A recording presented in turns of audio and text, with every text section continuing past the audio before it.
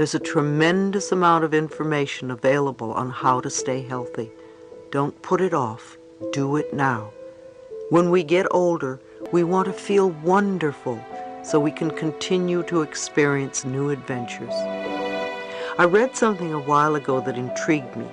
It was an article about a San Francisco medical school that had discovered that the way we age is not determined by genes, but by something they call the aging set point, a biological time clock that exists in our minds. This mechanism actually monitors when and how we begin to age. The set point or aging clock is regulated in great part by one important factor, our attitudes towards getting old. For instance, if you believe that 35 is middle-aged, that belief triggers biological changes in your body that cause it to accelerate the aging process when you reach 35. Isn't that fascinating? Somewhere, somehow, we decide what is middle age and what is old age.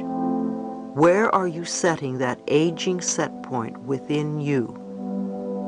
I have this image in my mind that I'm going to live to be 96 years and still be active, so it's very important that I keep myself healthy.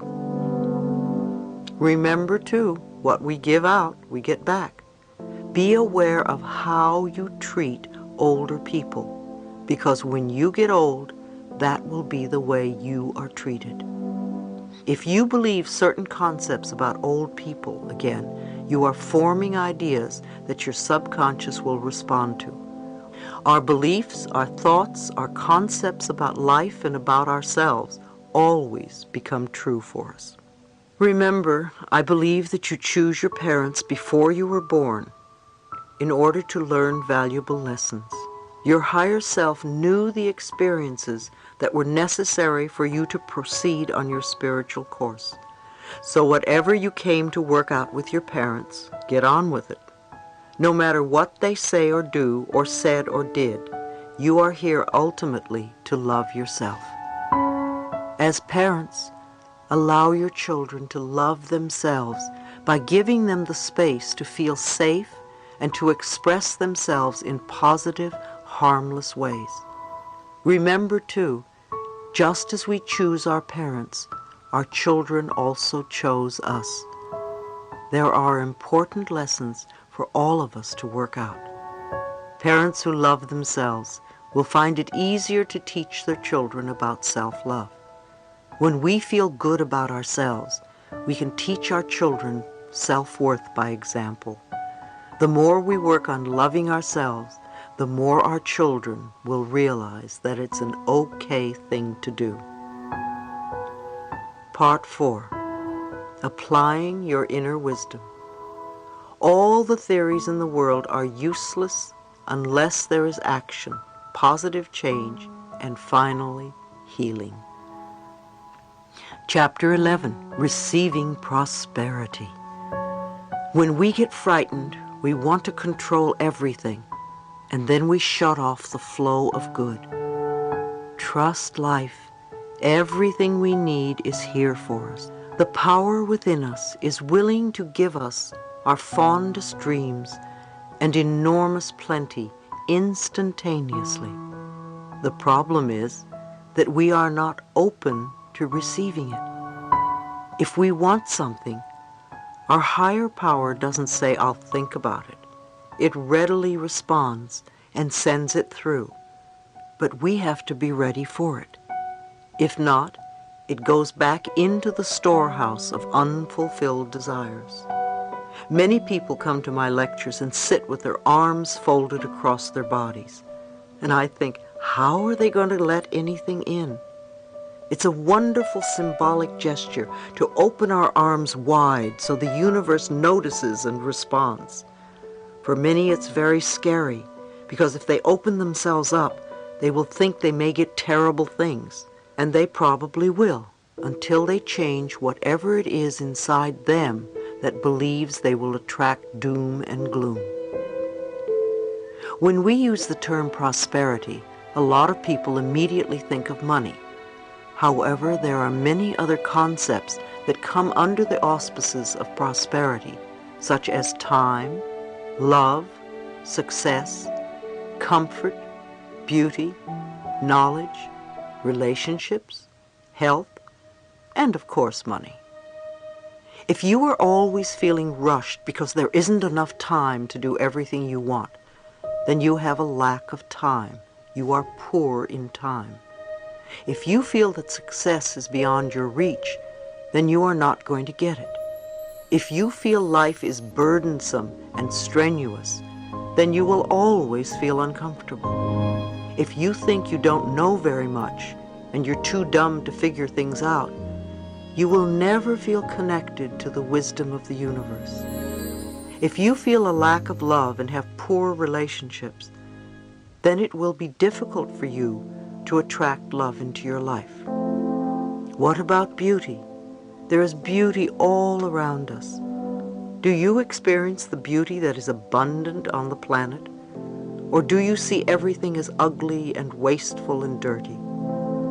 How is your health? Are you sick all the time?